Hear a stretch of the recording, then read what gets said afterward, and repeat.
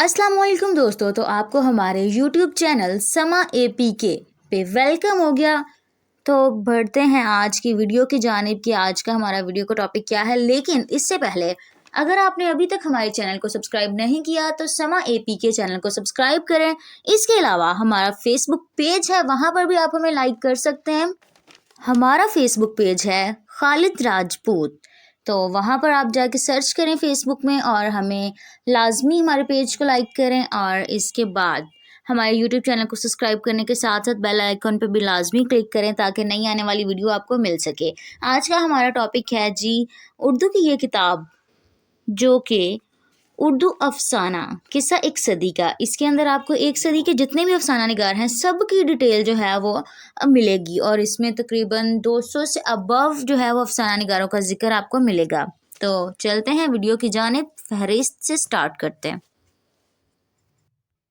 अब हम शुरू करते हैं फहरिस्त। पहले हम पूरे सबक की पूरी बुक है, ये पूरी बुक है, इसकी फहरिस्त होती है। पहले जैसे सबक में उर्दू को पहले फहरिस्त होती है, तो इस पूरी बुक की फहरिस्त ये रही। तो मैं आप लोगों को पहले दिखा दूँ, ये सारी फहरिस्त है। फहरिस्त में ये सब कुछ है, तो ये बुक में भी सब कुछ है।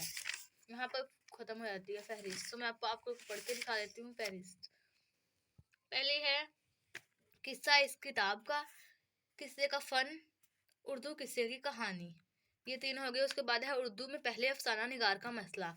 अब ये है दूसरा नेम, ये है उसके अंदर 3 पार्ट्स हैं। राशिद अल खैरी अफसाने में औरतों के हक में पहली आवाज़, सजाद हैदर रिलूम जदीद तुर्किया का शेदाई, सुल्तान हैदर जोश अलीगढ़ का एक नाराज़ फर्जंद। उसके बाद इसका ये टॉपिक ख़त्म हो गया। उसके बाद ये है प्रेमचंद की रवायत मसालियत से समाजी वाक़ियत नगारी तक। प्रेमचंद पहला समाजी वाक़ियत निगार।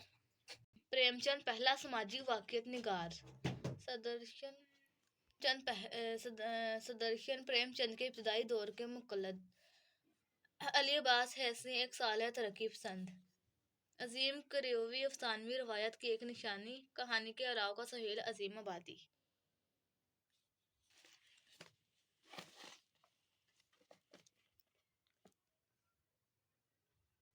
बड़ों का हमरकाब अख्तर नसारी, फ़ख्र हरियाणा कश्मीरी लाल ज़कार। और ये टॉपिक ख़त्म हो गया। उसके बाद तरक्की पसंद अफसाना निगार। इसमें बहुत ज़्यादा है तो मैं शॉर्ट करके पढ़ूँगी इसे।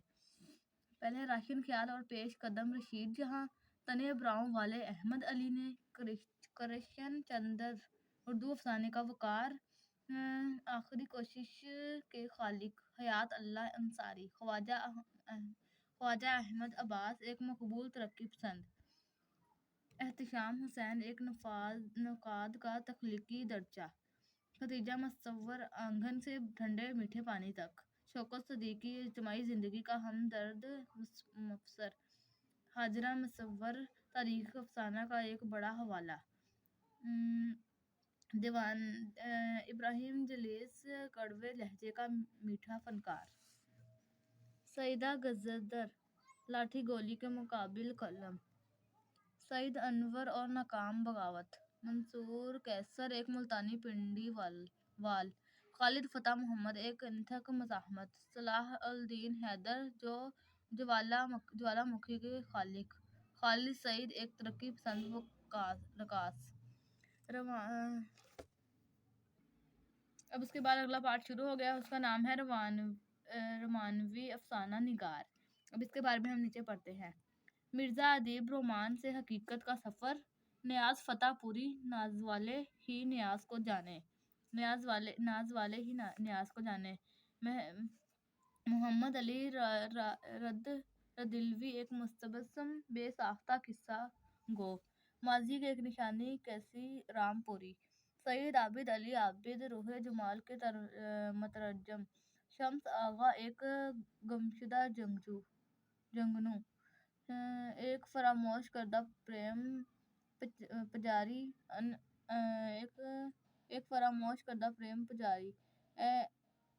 आगा बाबर एक मज़ेदार अफसाना निगार।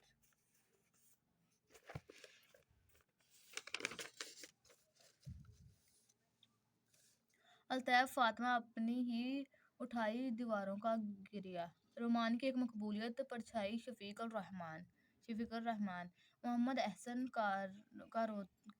फारूकी एक मुकद्दस दीवाना, अबुल फजल सदीकी अफसाने का सहराब मोदी,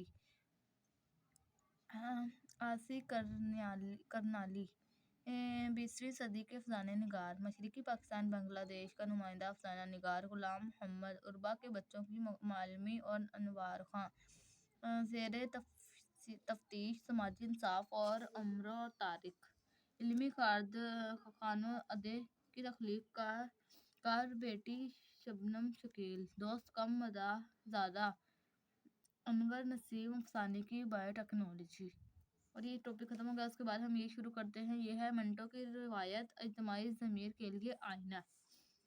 सादत हसन मंटो बसगैर का तख्लीकी ज़मीर, वाहिद तबस्सुम एक बेबाक आवाज़, शाही मोहल्ले का राज़दारों, रहमान मज़नब, अहमद दादाओ अफसाने का बागी शहज़ादा, नीलम अहमद बशीर एक दयानतदार बागी की बेटी, नाराज़ नौजवानों का मीर आबिद मीर। ये टॉपिक ख़त्म हो गया। इसमें थोड़े से ही थे जो हमने पढ़ लिए हैं। उसके बाद अभी ये आगे शुरू हो रहा है, एक यादगार अफसाने के खालिक। एक बड़े अफसाना निगार की तख्लीकी हमजाद शेरवानी, 20वीं सदी की लैला का खालिक काजी अब्दुल गफ्फार जावेद जाफरी जागे पाक परवरदिगार का खालिक जावेद जाफरी जागे आप परवरदिगार की खालिक, रज़िया सजाद ज़हीर अपने हिस्से की रोशनाई, सैयद खलील अहमद मालिक वाले, रशीद अख्तर नदवी का अधूरा नावल, सैयद जावेद अख्तर, रवायात का हासिल। अगला यह है रिफ्तगाओं और बड़े तख्लीक का जवाब हमारे दरमियान नहीं। मिर्ज़ा अज़ीम बैग चगतानी एक बहशती अफसाना निगार, बशर की कमज़ोर अज़मत का नवागर गुलाम अब्बास, अज़ीज़ अहमद तारीख़ व तहज़ीब का जौहर शनास, इंसान दोस्ती को नफसियाती मानूयत देने वाले राजन सिंह बेरी, कुराल एन हैदर के नगार खाने में याद नगारी, इंतज़ार हुसैन एक बड़े तख्लीक तजर्बे का ईमानदार, मेज़ मसूद पढ़े लिखे शरफा का किस्सा गो, अशफाक अहमद मोहब्बत की नज़रिया साजी या सनाई, मोहम्मद खालिद अख्तर किताब के आशिक की कहानी, बलौनत संग उर्दू अफसाने का प्यारा जगह, देवान सतार थी खाना बदोश अफसाना निगार। उर्दू अफसाने का अकलौता तारीख़ी हुसैन, हैरत अंगेज़ तख्लीक कार ब्लाज में,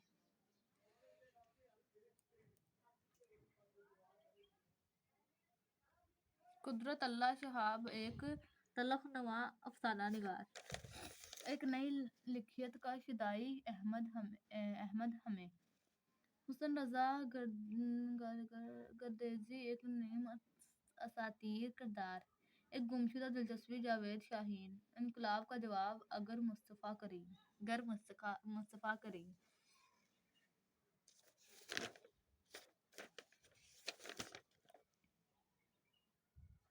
उसके बाद इसमें थोड़ा सा पढ़ लेते हैं। एक मासूम ड्रामा यूनुस जावेद, बेसुकून चलत भरत और अली तन्हा, डॉक्टर सलीम अख्तर अफसाने का पार्क अफसाने का घायल, शाम ढले तलू होने वाले हुसन मंजर, नए अफसाने का कदो नाम रशीद अमजद, जिलानी बानो अमन और इंसाफ की तलाश में, खालिद हुसैन और वही कश्फ आज़ाद की आरज़ू, अकरामुल्लाह वहशत और हैरानी के जंगल में, तारिक महमूद वहम और हकीकत के अक्कासी, ज़हीर सूरत गिरफ्ताने की, निज़ाम और समाज के अंदर झांकने वाले ज़ोलियाँ, सिंध धरती की बेटी शहनाज शोर, फन की दीवारी का मंजर नज़र समपोरन संग गुलजार, नई कहानी का मुफस्सर मोहम्मद हमीद शाहिद, मासूम ड्रामा असगर नदीम सैयद, मिर्ज़ा ज़हीर बैग और इल्म का ज़ोर, एक दिलचस्प किस्सा गो अंजम अली, दाजिल की बेटी राशिद काजी। उसके बाद है किस्सा और इसका नाम। किस्सा इस किताब का अब इसकी हम कहानी पढ़ते हैं। तो ये शुरू हो रही है इत्तेफाक से। ज़िंदगी में जिन उस्तादों से मुतासिर हुआ वो तकरीर और तकल्लुम के माहिर थे। शागिर्दों में से महीनों बल्कि बरसों मुकालमा करते ना थकते थे, मगर ज़ाहिर है कि किताबें लिखने के लिए उनकी ज़िंदगी में वक्त ही नहीं था, या अपने तकल्लुम को तहरीर में बदलने के लिए ज़िंदगी में फ़राग़त, या अपने नग़म अलबदल के तौर पर किताब या तहरीर छोड़ जाने की तमन्ना ना थी। मुमकिन है कि ये भी मशरक़ कि उस ज़बानी रवायत का तसलसल हो जो किसी उस्ताद के बयान को शागिर्द अपनी गर्मजोश अक़लियत से एक ज़रा मुबालगे के साथ सीना ब सीना मुंतकिल करते रहते थे। सब एक इसी तरह का उस्ताद बनने का था जो लज़्ज़ते कलाम में अपने शागिर्दों को हौसले और वक़ार के साथ जीना सिखा दे। फिर आप यूनिवर्सिटी से वाबस्ता हों तो फिर मरने से पहले ग्रेड या मनसब की आखिरी सीढ़ी को छोड़ने की आरज़ू भी आपसे बहुत कुछ लिखवाती रहती है, और आप इसे तबाह करा के अपनी दानिश में महफूज भी करते जाते हैं। और सौ मैंने भी कुछ किताबें लिखी, कुछ मरतब किए और कुछ मुकालमे छुपवाए। अलबत्ता कोई एक अशरे से इस आरज़ू ने ज़ोर पकड़ा कि बची कुछ ज़िंदगी में अपनी मर्ज़ी की 3-4 किताबें लिखूं, जिन्हें कम से कम मेरे अपने तो पढ़ें, और हो सके तो वो मगर इनकी अदा करदा रकम मेरी जेब में ना जाए। एक अदबी कॉन्फ्रेंस में मैंने स्टेज से एक मशवरा डॉक्टर तबस्सुम कश्मीरी को दिया कि आप जापान में रहते हैं, सो अहल कलम वाली तंग दस्ती आपको अब परेशान नहीं करती होगी। क्या ही अच्छा होता कि आप अपनी अदबी तारीख को पढ़ने के आरज़ूमंद आरज़ू कर देते। बाद में मैं जब खुद उसका यूनिवर्सिटी से वाबस्ता हुआ तो ख्याल आया कि क्यों ना अपनी तजवीज़ पर खुद अमल करके दिखाऊं। चुनांचे इस किताब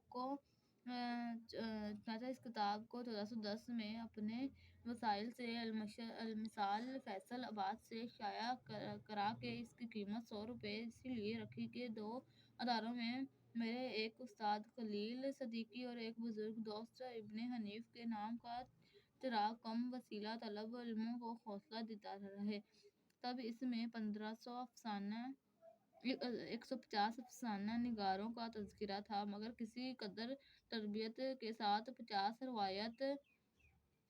रवायत के हासिल और 50 नाम एक ऐसे बयाने में शामिल थे जो अपनी इस कोताही के अज़ाले के लिए लिखा गया कि इनकी तमाम तरकीब खुद को फराहम ना कर सका। तब मैंने लिखा था, मामला छोटे बड़े का नहीं, और ना किसी के नाम रह जाने को आप किसी मौरख अदब का सही कह सकते हैं। ये तो एक तालिब इल्म के अफसाने के ज़ौक़ का माजरा है, जिसने अपनी उम्र का बेहतर हिस्सा अफसाना पढ़ने, लिखने और अफसाना निगारों के बारे में अपनी राय कायम करने में सर्फ किया। अगर किसी एक गरीब अफसाना निगार को इस तज़किरे में शामिल ना करके मैंने इस दिल शौरी तौर पर तोड़ा है, तो वो मैं खुद हूँ। बुनियादी तौर पर इसका माखज़ मेरा PhD का मुकाबला उर्दू अफसाना अपने सियासी और समाजी तनाज़ुर में है, जिसका एक जज़्ब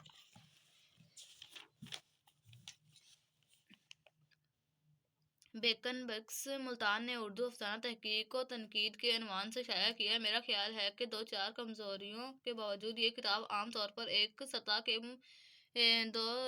सतह के तालिब इल्मों और उस्तादों के लिए मुफीद रही, लेकिन मुझे बर्स या ख्याल भी रहा कि अगर कभी वक्त मिला तो इस पर नज़रसानी करके वो तमाम अफसाना निगारों के बारे में ताज़ा तरीन मालूमात के साथ इसे दोबारा शाया करवाऊँगा जो उर्दू अफसाने की एक सदी का किस्सा है। सो एक खाका फिर से सोचा गया कि हर अफसाना निगार के फ़न पर एक मुख्तसर तबसरे के साथ स्वांजी खाका भी दिया जाए, और इनके तमाम अफसाने मजमूओं में मौजूद अफसानों के अनवान भी दर्ज कर दिए जाएँ। और ये आखिरी बात काफ़ी मुश्किल साबित हुई, क्योंकि बहुत सी किताबें पढ़े बगैर हम लोगों को तबसरा करने पर कादिर हैं, मगर इस طرح کی قیاسی تفصیلات گھڑنے سے ہمت نہ ہو سکتی۔ جب 900 سے زیادہ صفحات پر محیط نگاروں کو یہ تذکرہ اشاعت کے لیے تیار ہوا تو پروفیسر فتح محمد ملک سابق صدر نشین مقدور قومی زبان میری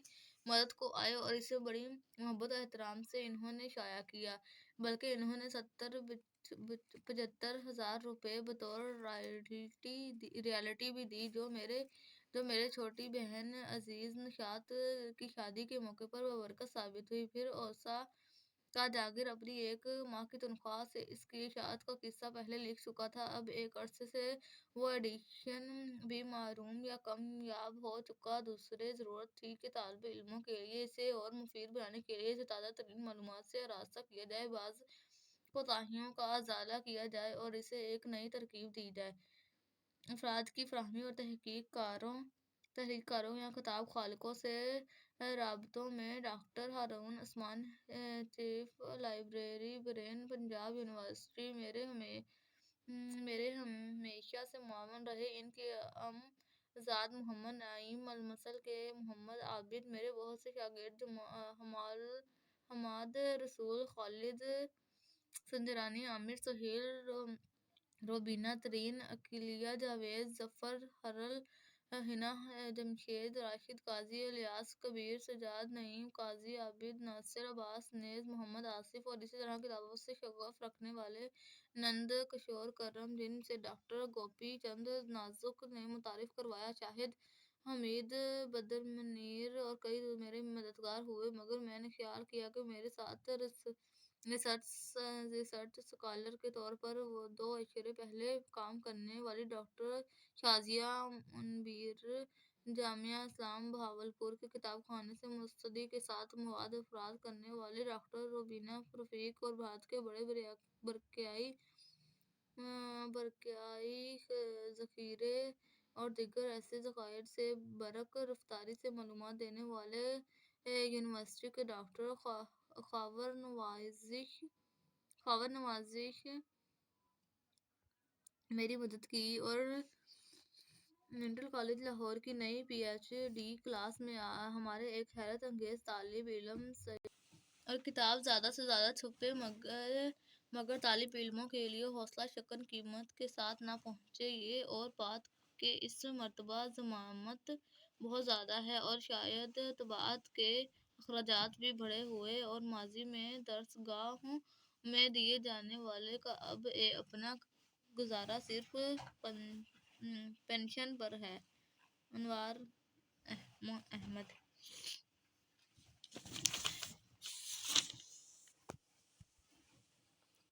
قصہ اس کتاب کا تو کہانی ختم ہو گئی ہے، اب ہم آگے نئی شروع کرتے ہیں۔ پہلے میں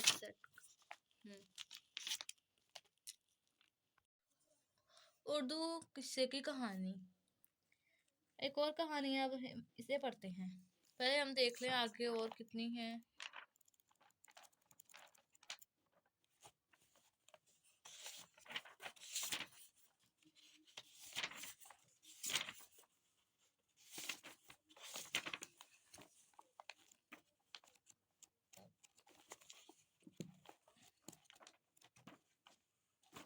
یہ چھوٹے یہ پڑھتے ہیں۔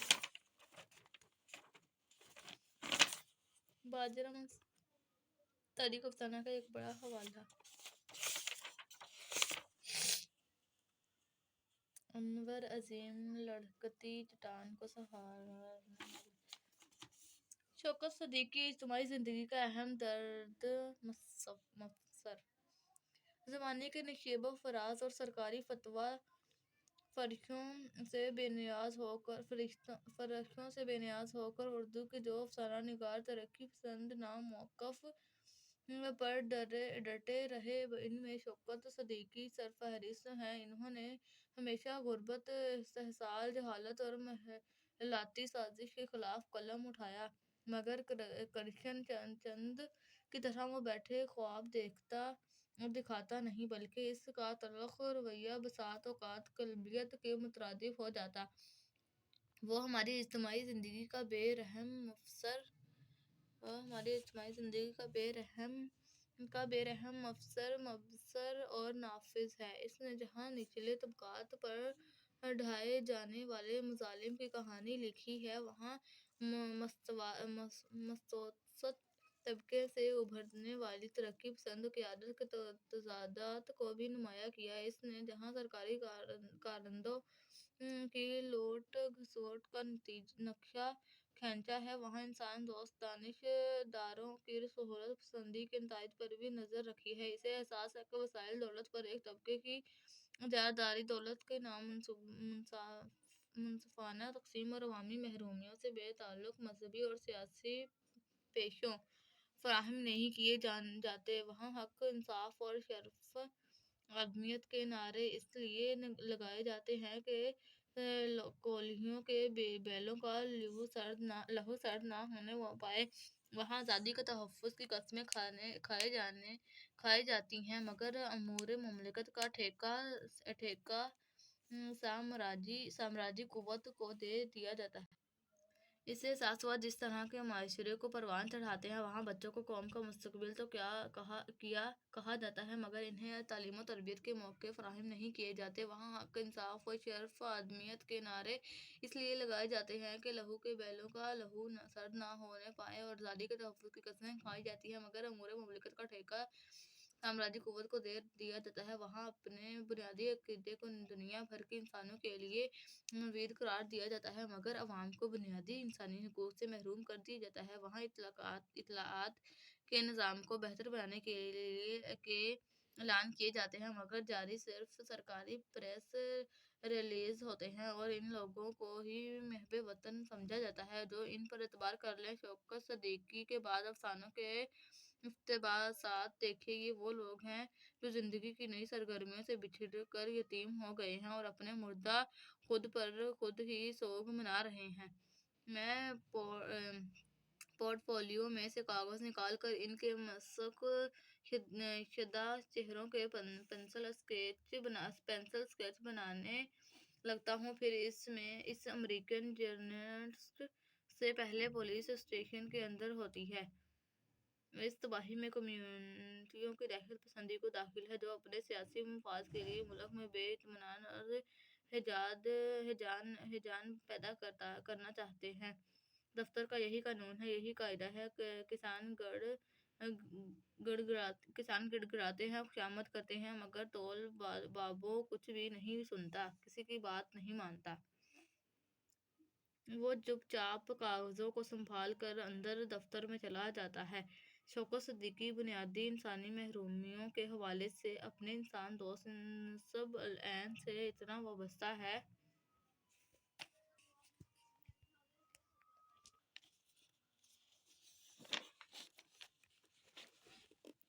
کہ وہ فسادات کی رات سابقہ فوجی تامیاز جنگ ختم ہو گئی اور میرا حال تم نے دیکھ ہی لیا کی ہلاکت کے بعد بھی پھٹی ہوئی آنکھوں سے جھانکتی، سوال کرتی بھوک پر دیکھتا ہے، یہ تک بھوک زندہ تھی۔ شوکت صدیقی خود بخود جانتا ہے کہ طبقاتی معاشرے کا رنگین اور گرم جوش دوزخ خود سے رو سے ایندھن حاصل کرتا ہے، ترغیب و تحریض جہاں حیات بنتا ہے مصنوعی، مگر حیات کا حصول مقصود حیات۔ اس راہ میں تمام انسانی اقدار پاش بھی ہو جائیں تو بے بس مسافر کو اندازہ نہیں ہوتا۔ ٹیپ ٹاپ سے رہنے کا مطلب ہے خوبصورت ڈرائنگ روم میں بیٹھنے کی خواہش، کاروں کے نئے ماڈلز میں جھیلوں کی سرزمین پر اور مہکتی وادیوں میں سے ہے۔ نذیر احمد ان کو تحریک کی صورت میں اگلتے دیکھتے ہیں اور دونوں افسانوں سے متعلق لکھتے ہیں۔ شوکت صدیقی نے محنت کے استحصال کو موضوع بنایا ہے۔ بے دست و پاغریب غالب قوموں سے برسر پیکار میں ناانصافیوں اور ظلم کے خلاف ان کا احتجاج اصراری اور غیر منظم ہے۔ یہی وجہ ہے کہ ان کی بغاوت کو بہت جلد ٹھنڈا کر دیا جاتا ہے۔ اس طرح سے ظاہر ہے کہ شوکت صدیقی نے تلخ حقیقت کا اعتراض کیا اور اس اعتراض سے پیدا ہونے والے کرب کو محسوس کیا۔ شوکت صدیقی لکھنؤ میں پیدا ہوئے اور اسی ادبی خطے نے ان کی تہذیبی ادبی خطے نے اس کے باوجود تلخ اور سنگین حقائق کے ساتھ ساتھ افسانے کی فضا میں جاذبیت موجود ہوتی ہے، جس کا ایک سبب تو محرومیوں کے تصرف میں آنے والی وہ نیم آریہ عورت ہے جس کی مختلف جھلکیاں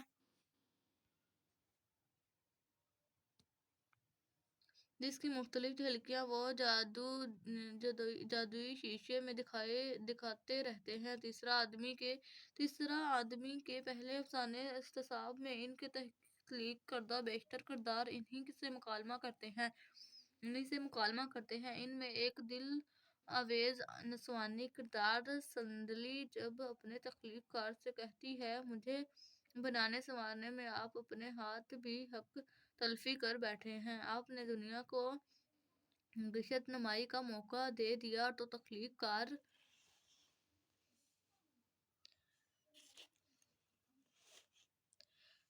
کار جواب میں کہتا ہے میں اس مستر طبقہ کا ایک فرد ہوں جس نے غذائیت کی کمی اور وٹامن نہ ملنے کے باعث بدصورت لڑکیوں کی تعداد روز بروز بڑھتی جا رہی ہے جو جوان ہونے سے پہلے بوڑھی ہو جاتی ہیں، اور جہاں خوبصورتی اور رعنائی جنم لیتی ہے وہاں میری باربیابی نہیں ہو سکتی۔ اسی لیے میں اس اقتصادی بدحالی کا مار ہوں اور ایک پریشان حال افسانہ نگار ہوں۔ جہاں خوبصورتی اور رعنائی جنم لیتی ہے وہاں میری باربیائی نہیں ہو سکتی، باریابی نہیں ہو سکتی۔ اسی لیے اس اقتصادی بدحالی کا مارہوا ایک پریشان حال افسانہ نگار ہوں۔ لہٰذا میں نے اپنے ذوق جمالیات کی آسودگی کے واسطے تم کو تخلیق کیا۔ میں نے اپنے تمام تشنہ ارمانوں کو، اپنی تمام محرومیوں اور پامال حسرتوں کو تمہارے وجود میں سمو دیا، اور یہی میں نہیں کہ وہ خوبصورت نسائی پیکر تخلیق کرتا ہے اور وہ اپنی رقت پر قابو پا کر انہیں افرسوں تماش بینوں اور متمول جانوروں کی ان سے کھیلنے کی صلاحیت کو اپنے قلم سے اور اکسا دیتا ہے۔ اور شاید ان کے فکشن کی مقبولیت کا ایک اور سبب یہ بھی ہو ان کے بیشتر افسانوں میں آوازیں بہت زیادہ گونجتی ہیں۔ کم بیش سبھی افسانوں میں کوئی کردار برتن توڑتا ہے یا مخاطب پر کوئی شے اچھالتا ہے۔ سماجی تبدیلی نہ لا سکنے کی کوفت شاید ان کے کرداروں کے رنج کو اس طرح زائل کرتی ہو۔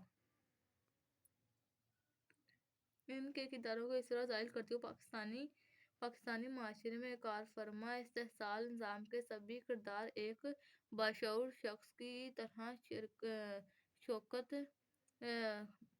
صدیقی کی نظر میں ہیں۔ یہ چاہتے ہیں دادا محمد سومرو جیسے سندھی واڑے ہوں یا علیم الدین سبزواری جیسے زرد صحابی، خفیہ ہاتھ بلوچ سردار اور تمن دار ہوں۔ بھگوان ان درکان بیگو کریت اور سمگلر سنتکار ان کے مجرم اعلی کار۔ تیسرا آدمی اور سب سے بڑھ کر یہ کہ علامہ اقبال اور دیگر محترم والوں کو فروخت کر کے ترقی کے زینے پہ چڑھنا تو دولتیہ طبقہ۔ شوکت صدیقی کے مقبول افسانوں کے برعکس ڈھپالی اردو کے شاہکار افسانوں میں شمولیت کا مستحق ہے۔ ایک ڈھپالی سارنگی نواز جو تیمورائی پرنس کے طور پر متعارف ہونا چاہتا تھا، ہجرت اور اپنی عادت کے طفیل فانوں کی دلدل میں گھر کر ایک ٹینزی میں مزدور کے طور پر کام کر کے یادگار افسانوی کردار ہو جاتا ہے۔ اپنی زندگی کے آخری 2 اشروں میں شوکت صدیقی نے خدا کی بستی کے بعد ایک ضخیم ناول جنگلوس 3 جلدوں میں مکمل کیا اور اپنے بعض ابتدائی ناولوں کو پھر سے لکھا۔ شاید اسی لیے اس کی توجہ افسانوں پر سے کم ہو گئی۔ عشق کے 2 4 دن، تیسرا آدمی سے 5 افسانے اندھیرا اندھیرے سے یہ ایسے ہے.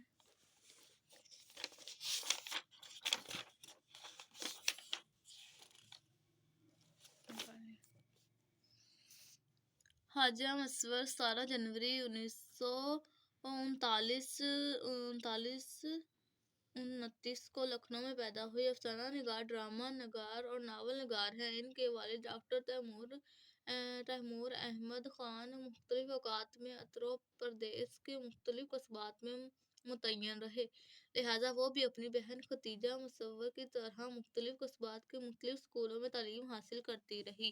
والدہ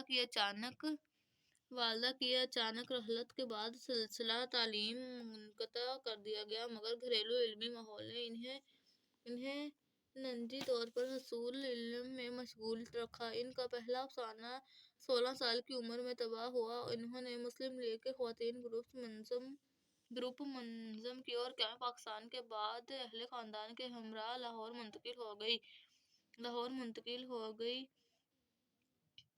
انہوں نے احمد ندیم قاسمی کے ساتھ مل کر نفوذ کی ہدایت کے فرائض سر انجام دیے. ہم تصانیف میں چرخے ہائے اللہ، چوری چھپے، اندھیرے اجالے، تیسری منزل اور وہ لوگ جو چاند کی دوسری طرف شامل ہیں.